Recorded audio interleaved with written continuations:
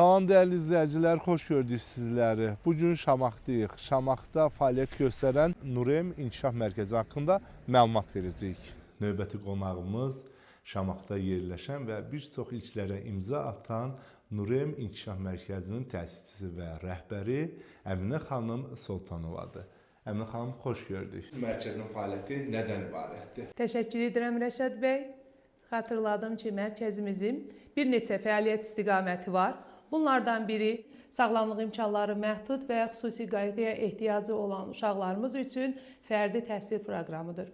Burada sizin övladınızın ehtiyacına uyğun olaraq loqoped, psixoloq və psixopedaqoji təlimlər təşkil olunur. Eyni zamanda müalicəvi masaj xidmətləri və fizioterapiyada xidməti göstərilir. İkinci istiqamətimiz 3 yaşdan etibarən erkən inkişaf, məktəbə qədər və ibtidai siniflər üçün olan hazırlıq proqramımızdır.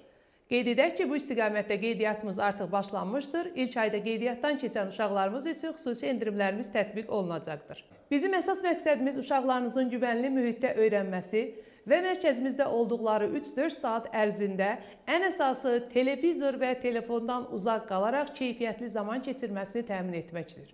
Bundan əlavə, Şamaxıda bir ilk olaraq xanımlarımız üçün mərkəzimizdə mini idman zalı da təşkil olunmuşdur. Burada xanımlarımız vaxtını səmərəli keçirə və müalicəvi masaj xidmətlərindən də yararlana bilərlər. Hamınızı mərkəzimizdə görməkdən məmnun olarıq. Əminə xanım, təşəkkür edirəm.